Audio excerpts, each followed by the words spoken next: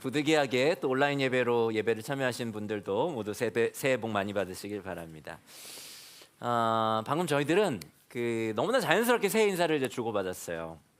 우리에게 너무나 익숙한 새해 복 많이 받으십시오라고 하는 이 새해 인사 속에서는 사실 새해 인사 안에는 우리 한국인들이 갖고 있는 이 복에 대한 개념이 스며들어 있습니다.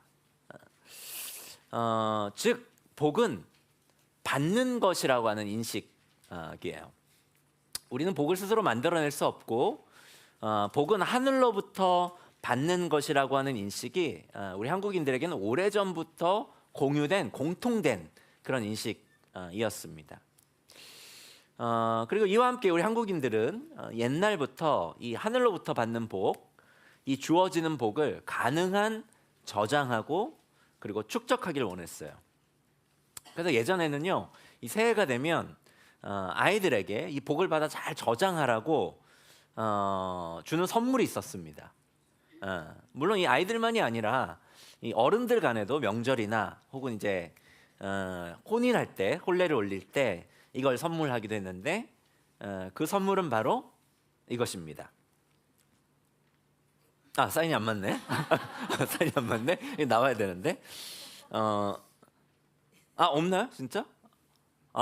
전 없군요. 네네.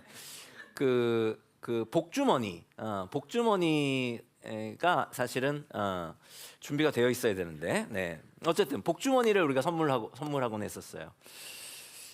그래서 우리는 이 복은 이 나누고 유통하는 것이라고 인식하기보다는 이 하늘로부터 받아서 많이 소유하고 잘 축적해야 하는 것으로 그렇게 생각합니다. 그래서 우리 모두는요, 복은 이 많이 가질수록 안전하다. 그리고 복을 잃지 않고 잘 축적해야 우리의 삶을 행복하게 안전하게 살 수 있다. 이러한 어떤 인식과 개념들이 우리 안에 있습니다. 그래서 한국 사람들의 복 개념을 정리하면 이렇게 정리할 수 있어요.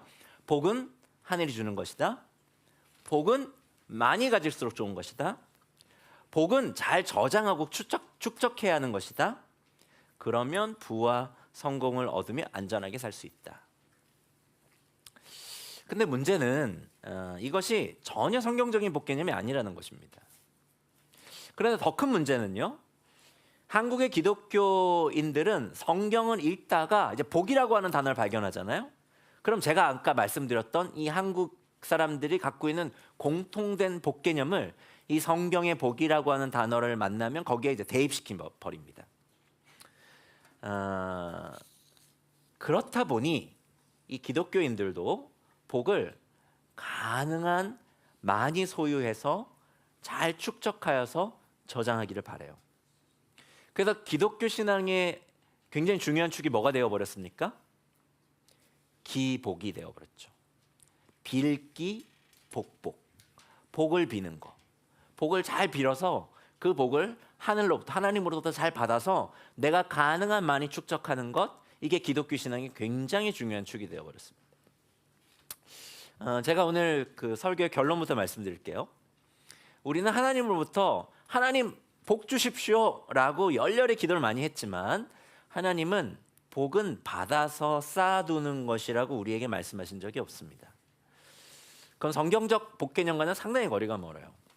과연 그러한지 우리 성경을 한번 볼까요? 우리 창세기 12장 1절부터 9절까지 하나님의 말씀을 제가 한 절, 여러분이 한 절 번갈아 교독하여 읽도록 그렇게 하겠습니다. 제가 먼저 읽을게요. 주님께서 아브라함에게 말씀하셨다. 너는 내가 살고 있는 땅과 내가 난 곳과 너의 아버지의 집을 떠나서 내가 보여주는 땅으로 가거라.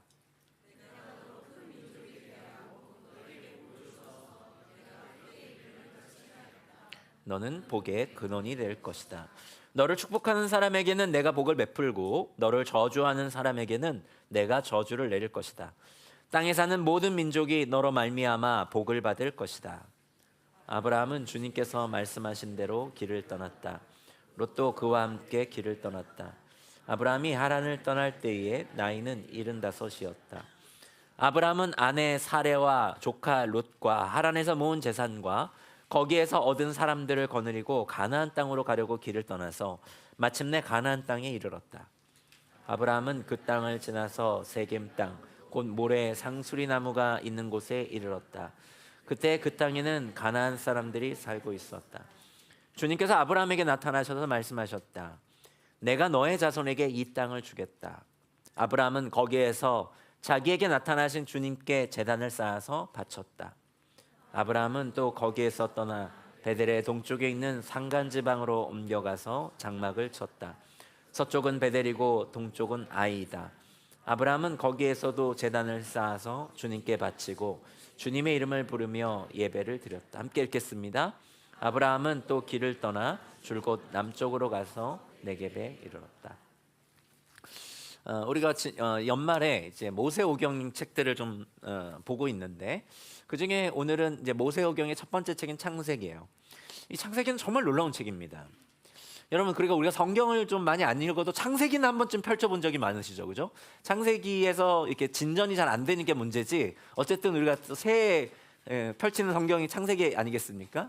창세기를 딱 펼치면 이 창세기는 거대한 우주적 이야기가 시작이 됩니다. 하나님께서 온 세상을 어떻게 창조하셨는지, 이 세상을 창조하신 이가 누구신지가 이 아름다운 시적인 언어로 창세기에 기록이 되어 있어요. 여러분, 수많은 별들을 보신 적이 있으세요? 저는 저희가 후원하는 선교지가 몽골인데 작년에 저희 가정교회 식구들 몇 명과 함께 선교사님 몽골에 방문한 적이 있었는데, 와, 정말 몽골은 그 대평양, 그러니까 이게 건물이 별로 없다 보니까, 근데 밤이 되면 거기 하늘에 정말 쏟아질 듯한 별이 보이고 은하수가 보입니다. 그 별들 아래 있으면요, 정말 압도돼요. 그 아름다움에 정말 그 경외감을 갖게 됩니다. 마찬가지로 우리가 창세기를 펼치면 아름다운 시어로 그 하나님의 그 창조적 능력에 사실 창세기를 우리가 묵상하다 보면 거기 압도되죠. 근데 이 창세기는, 이 아름다운 우주적 이야기는 이내 우울한 이야기로 바뀌게 됩니다. 왜 그렇죠? 하나님께서 가장 심혈을 기울여서 아름답게 만든 인간이 하나님의 형상이라고 하는 이 신적 아름다움과 영광을 상실하는 이야기가 나오기 때문에 그래요. 별이 빛을 잃어 소멸하듯이 하나님을 떠났기에 빛을 잃은 인간 사이는 배신과 거짓과 살인과 그런 고통의 비극들로 말미암은 비명이 이 창세기의 후반부에 계속 이어지게 됩니다.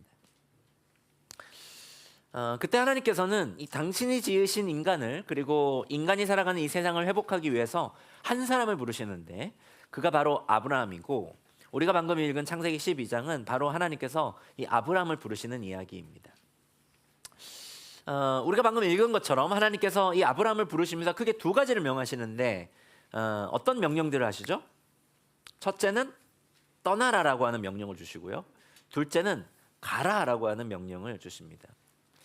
먼저 뭘 떠나라고 하시죠? 본문 1절을 보시면 너가 살고 있는 땅과 너가 난 곳과 너의 아버지의 집을 떠나라고 하십니다. 이 세 번역은 이 세 가지가 잘 구별되지 않지만 개역 성경을 보면 고향, 친척, 아비의 집을 떠나라고 그렇게 번역하고 있어요. 근데 고향, 친척, 아버지의 집을 떠나라 라고 하는 이 명령이 우리에게는 그렇게 뭐라 그럴까요? 엄청난 모험으로 엄청난 리스크를 감내해야 되는 도전으로 그렇게 다가오지 않지만, 당시는 고대 사회였기 때문에 이거는 엄청난 도전이었습니다. 왜냐하면 오늘날처럼 국가가 발달되어 있는 그런 때가 아니었거든요. 그래서 치안이 잘 유지되는 그런 사회가 아니었기 때문에 당시의 사람들은 서로를 보호하기 위해서 시족들이 모여서 서로를 보호하며 살았습니다. 당신의 족장 시대였기 때문에 더더욱 그 아버지, 그 시족 사회를 벗어나는 것은 무척이나 위험한 그런 모험이었을 거예요. 그런데 하나님께서 이 아브라함에게 그것을 요구하고 명하고 계신 것입니다. 그러니까 당시 이 아브라함에게 하신 하나님의 이 명령은 당시 사람들이 사는 방식을 떠나라고 하는, 완전히 다른 종류의 삶을 시작하라고 하는, 어쩌면 말도 안 되는 그런 도전이었던 거죠.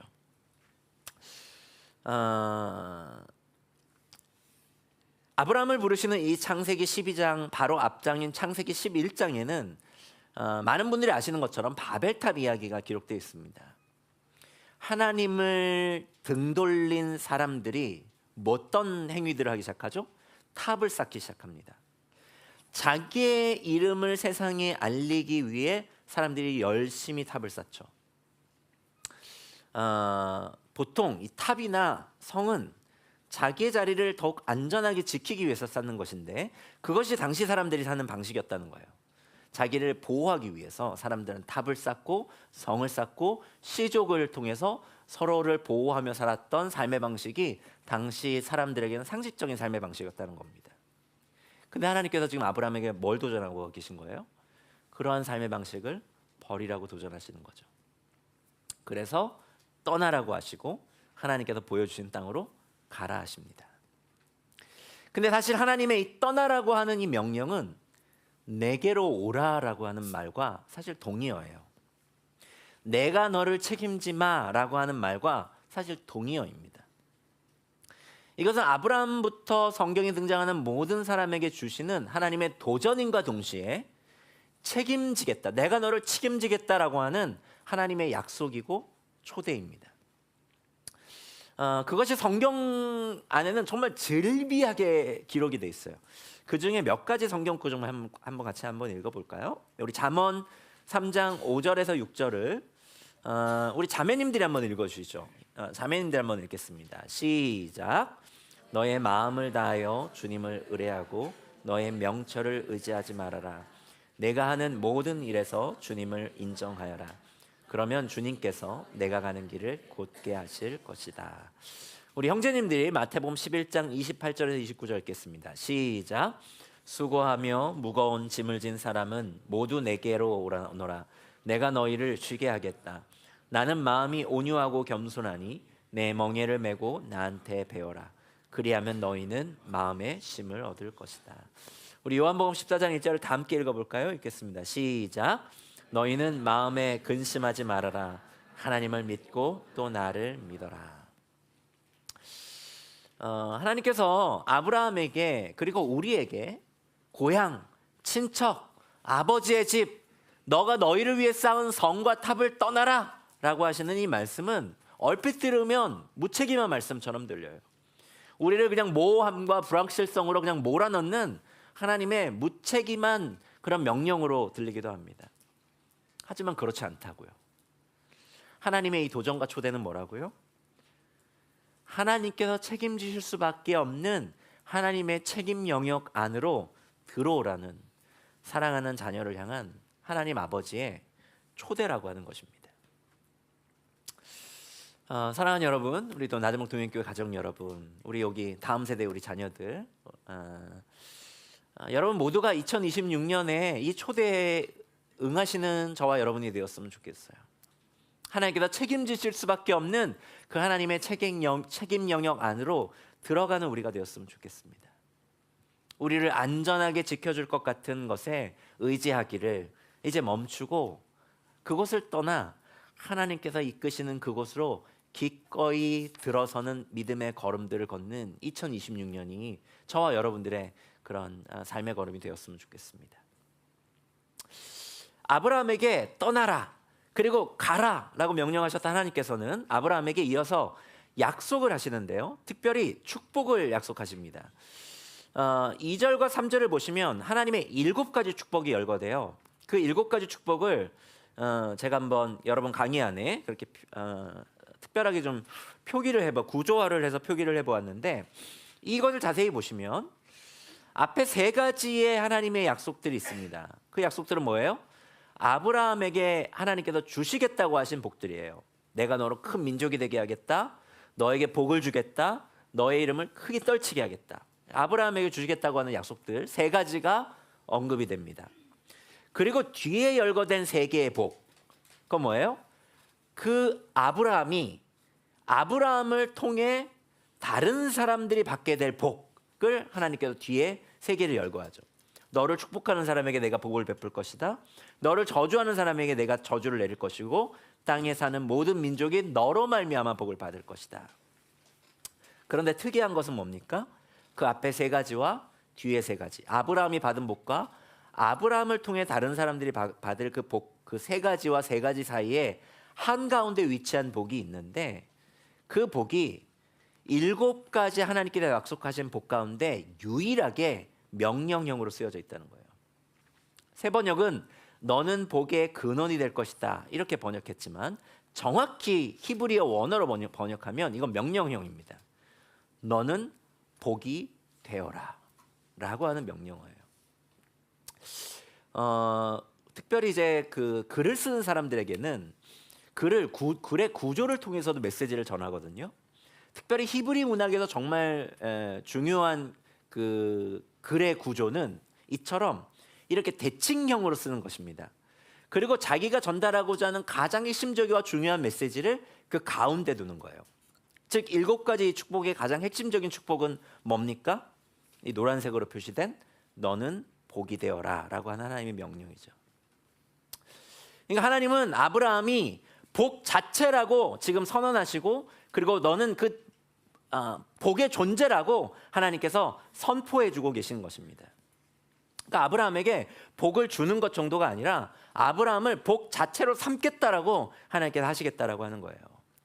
그의 존재 자체를 복으로 만드시겠다라고 하는 것입니다. 이것이 하나님께서 아브라함을 부르신 목적이라고 하는 거예요. 그리고 이것이 하나님께서 아브라함을 하여금 믿음의 모험을 하라고 명하신 이유이기도 하다라고 하는 것입니다. 아브라함을 통해서 그를 복 삼아서 그 복을 온 세상에 온 역사에 흘러 유통시키고자 하시는 하나님의 그 목적이 이 아브라함을 부른 목적이고 하나님의 계획이라고 하는 것입니다. 마찬가지예요. 하나님께서는 지금 여러분과 저를 그렇게 부르고 그렇게 이 세상 속에서 사용하기를 원하신다라고 하는 것입니다. 하나님께서 오늘 당신의 말씀에 인생을 걸고 모험하라고 저와 여러분들을 초대하고 있는 것은 우리를 고생시키기 위해서 무책임하게 어떤 모호함과 불확실성에 우리를 그렇게 내모시는 것이 아니라 결국 우리가 진정한 복을 누리고 유통하는 위대한 삶을 살도록 하나님께서 우리를 초대하신다라고 하는 것이죠. 그래서 하나님은 오늘 우리에게 이렇게 말씀하시는 거예요. 너는 2026년에도 복이 되어라. 사랑하는 여러분 꼭 기억하세요. 복은 소유하고 축적하고 독점하는 것이 아닙니다. 복 있는 삶은 그래서 남들보다 더 잘 살고 더 높은 곳에 올라가 다른 사람들을 발 아래 두는 삶이 아니에요. 꼭 기억하십시오. 성경이 말하는 복은 소유와 축적의 대상이 아니라 존재와 관계의 대상이라고 하는 겁니다. 그렇게 복은 존재를 통해 유통하여 배가 되고 증폭시켜서 전하는 것, 그것이 바로 성경의 복 개념이라고 하는 것입니다. 그렇기 때문에 성경적인 복 있는 삶은 뭐예요? 남들을 잘 살게 하는 겁니다. 남들을 행복하게 만드는 거예요. 하나님 계신 그곳으로 다른 사람을 이끄는 삶, 그것이 바로 성경이 이야기하는 복 있는 삶이라고 하는 것입니다. 하나님께서 아브라함을 그렇게 사용하기를 원하신 거예요. 그래서 하나님께서 아브라함을 부르신 것이고 떠나라고 하시고 그 하나님께서 약속하신 그 가나안이라고 하는 땅으로 가라고 명하신 이유가 바로 거기 있는 것이었습니다. 이제 아브라함은 복 있는 삶으로의 걸음을 내딛죠. 4절에 보니까 아브라함은 주님께서 말씀하신 대로 길을 떠났다 그렇게 기록하고 있습니다.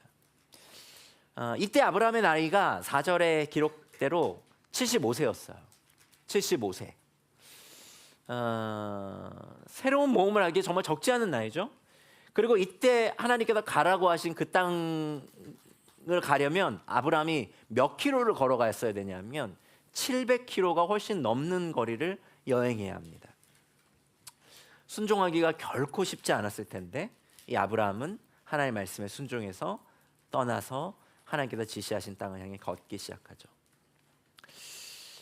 히브리서는 이런 아브라함의 믿음과 순종에 대해서 이렇게 기록하고 있습니다. 히브리서 11장 8절을 제가 한번 읽어보면 믿음으로 아브라함은 부르심을 받았을 때 순종하고 장차 자기 몫으로 받을 땅을 향해 나갔습니다.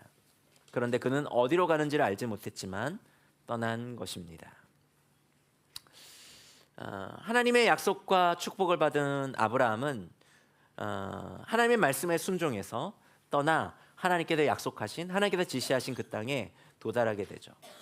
그리고 아브라함이 그 땅에서 제단을 쌓아서 바치는데 그것이 7절에서 8절까지 기록이 되어 있습니다. 우리가 아까 읽긴 했지만 우리가 7절에서 8절을 다시 한번 읽어볼까요? 같이 읽겠습니다. 시작. 주님께서 아브라함에게 나타나셔서 말씀하셨다.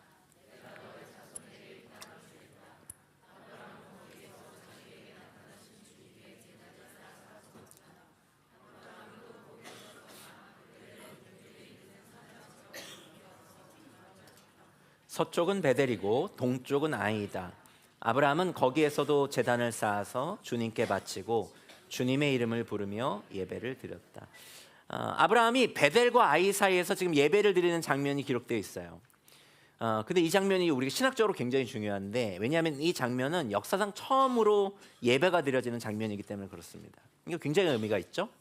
근데 성경에서 최초로 예배드리고 있는 이 장면이 배경이 되는 지역이 바로 베델이라고 하는 곳과 아이라고 하는 지역의 사이라고 하는 거예요.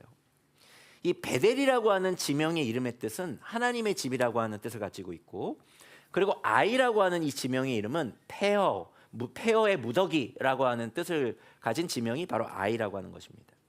그러니까 베델은 하나님의 집이고 아이는 폐허의 무더기라고 하는 곳이에요. 너무나 상반된 이름의 뜻을 가진 이 두 지명 사이에서 지금 아브라함이 성경의 기록 최초로 지금 최초의 예배를 드리고 있는 거예요. 그럼 이 너무나 상반된 뜻을 가진 이 두 지역 사이에서 아브라함이 첫 예배를 드렸다는 것은 무슨 의미가 있을까요? 바로 베델과 아이 사이가 이 세상을 위해 복으로 부름받은 자들, 우리들이 선 곳이라고 하는 것입니다. 오늘 설교를 들으면서 아니, 복이 되는 게 무슨 소용이 있어요? 하나님께서 책임지신다고요? 아니던데요? 지난 한 해 동안 아무리 기도해도 제 기도는 들은 척도 안 하시던데요? 하시는 분들이 분명 우리 가운데 계실 거예요. 나아지지 않는 사업, 아무리 애쓰고 노력해도 재산이 모이기는커녕 올 한 해 빚만 늘어갔던 그런 경제적인 그런 압박감, 그로 인해 얻게 된 마음의 질병들, 우울감과 공황과 초조함과, 그리고 마음처럼 되지 않는 어떤 자녀 문제들, 그리고 곪고 골문 대로 골맞지만 나을 기미가 보이지 않는 어떤 부부 문제. 올 한 해 우리가 경험했던 그런 산적한 문제 속에서 오늘 들려지는 하나님께서 책임지시겠다라고 하는 이 약속은 어쩌면 여러분의 삶과 전혀 관계가 없는 성경 가운데 기록된 종교적인 그냥 수러, 그것처럼 느껴질 수도 있을 것 같아요. 맞아요. 그렇더라고요. 저에게도 창세기 12장의 이야기가 있습니다. 저 역시도 어렵게 들어간 대기업에 퇴사하고 신학교에 막 입학했을 때, 그리고 나서 이제 나들목교회에서 받았던 그 하프타임 급여로는 도저히 저희 가족이 이렇게 생계를 이어가기가 어려웠습니다. 근데 다행히 교회에서 매 학기 장학금을 일부 줬어요. 그래서 저희 가정이 어떻게 살았냐면은 학자금 대출로 학비를 대고 교회에서 지급되는 급여 외의 그 장학금을 생활비에 보태서 사용했습니다. 하지만 그래도 살림은 쪼들렸고 16평짜리 임대 아파트에 5식구가 함께 북적이며 삶을 견뎌했어요. 지금 생각하면 그때 어떻게 우리 5이서 그 16평 그 임대 아파트에 살았나 그런 생각하게 됩니다. 부모님의 반대를 무릅쓰고 대기업의 안전한 공급을 떠나서 하나님께서 책임지시겠다고 하는 영역으로 들어갔어요. 떠나라, 가라 라고 하신 그 땅으로 들어갔다고요. 근데 하나님께서는 저에게 대기업의 급여 이상의 돈을 따로 챙겨주시지도 않았고 5식구가 살만한 넉넉한 공간의 집을 보상으로 주시지도 않았습니다. 하지만 지금 와서 돌아보니까 그때 저는 복이 맞았습니다. 세상이 주목할 만한 포장지가 벗겨져서 보잘것없어진 정말 가난한 신학생, 가난한 전도사였던 저는 오히려 하나님의 순수한 사랑의 통로가 될 수 있었어요. 그 사랑으로 그 당시 제가 나들목교회 시절 제게 맡겨준 청년들을 돌아오면 정말 제가 순수하고 뜨겁게 사랑했던 것 같습니다. 줄 것이 없잖아요. 제가 가진 게 뭐가 있겠어요. 사역자로서의 경험도 미천합니다. 막 이제 신학교에 들어왔기 때문에 신학적인 지식, 성경적인 지식도 그렇게 많지 않아요. 줄 것이 없으니까 그들을 위해서 눈물을 한껏 적신 그런 기도를 정말 뜨겁게 드렸습니다. 그들의 영혼이 저의 미숙함으로 인해서 다치지 않도록 하나님 앞에 뜨겁게 기도했어요. 돈은 없었지만 제게 주어진 그 시간으로 청년들에게 제가 할 수 있는 사랑을 표했습니다. 취업이 되지 않아서 낙심한 한 청년과 어둠이 깔린 캠퍼스에 나란히 앉아서 한참을 그 곁에 있어줬습니다. 여자친구와 다툴 때마다 전화해서 도움을 청하는 한 청년을 위해 전화기를 붙들고 한참을 상담해 주는 것 일상이었어요. 돌이킬 수 없는 죄를 범해서 큰 죄책감에서 헤어나오지 못하는 한 청년과 매일 새벽 기도를 약속해서 함께 새벽마다 그 곁에서 같이 기도해 주면서 그가 회개와 회복의 과정을 잘 지나갈 수 있도록 함께 걸어가기도 했었습니다. 그 여정 속에서 돈은 없었지만 경험은 미천했지만 지식과 지혜도 부족했지만 그 여정 속에서 어느덧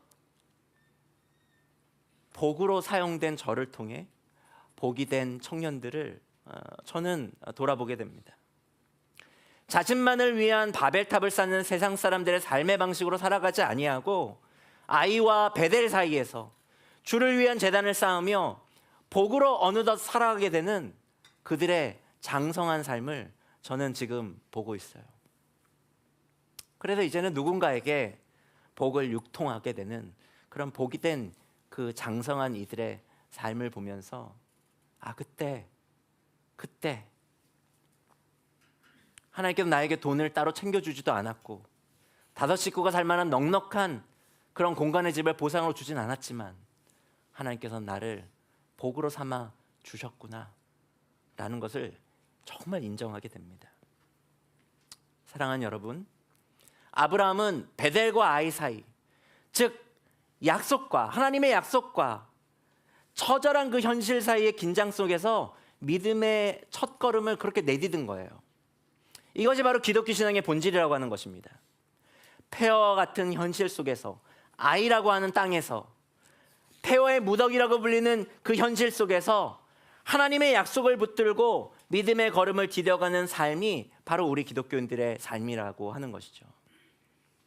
여러분, 우리가 선 곳 2026년도요 우리가 마주하게 된 삶터와 일터는 아이와 같은 폐허의 무더기일 수 있습니다. 하지만 그렇다고 해서 하나님께서 우리를 버리신 것이 아니라고요. 하나님이 안 계신 것이 아니라고요. 그 땅은 어떤 땅입니까? 우리가 보내진 땅입니다. 우리가 파송된 땅이에요. 그 땅에서 무너진 제단을 다시 쌓도록 하나님께서는 우리를 이 세상에 그렇게 태어나게 하신 것이고 우리를 그 땅에 보내신 것입니다.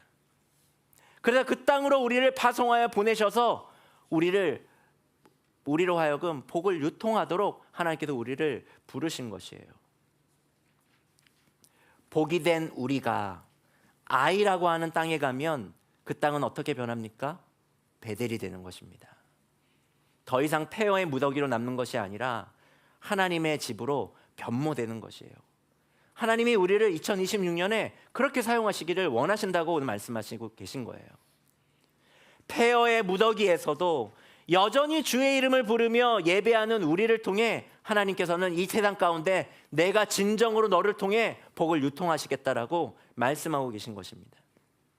2026년 저와 여러분들을 통해 하나님께서 그런 기적을 일으키실 것입니다.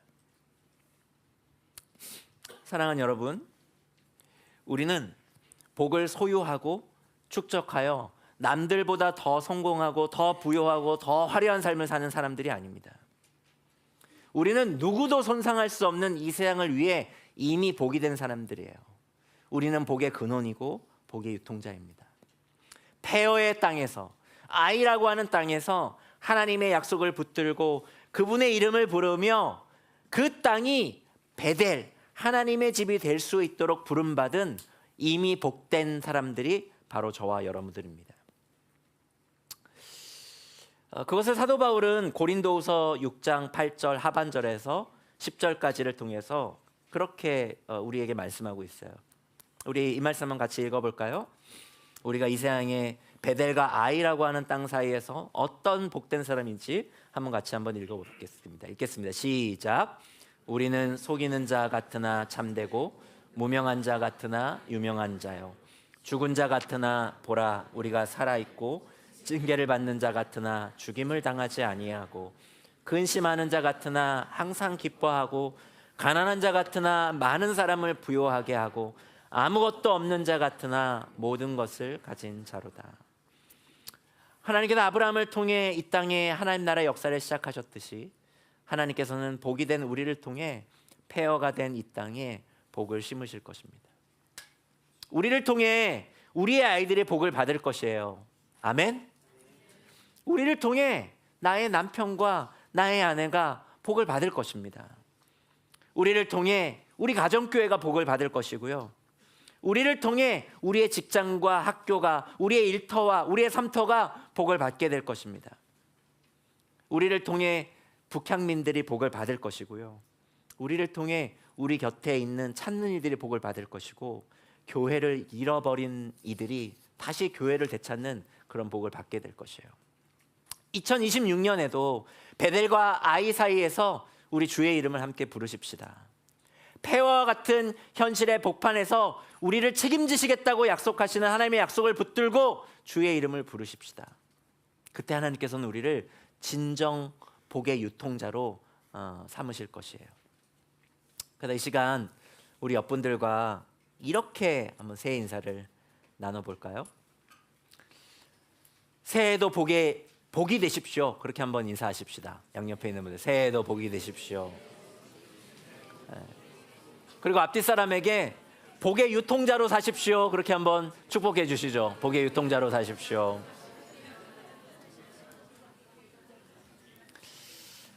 정말 여러분들을 통해 하나님께서는 그렇게 복을 유통하실 것이에요. 저와 여러분들을 통해 2026년에 놀라운 일들을 이루실 그 하나님의 이야기들, 그 복의 이야기들을 우리가 함께 기대하십시다. 이 시간 오늘 주신 말씀을 고시어보며 우리 1분 정도 잠시 침묵으로 함께 기도하도록 하겠습니다.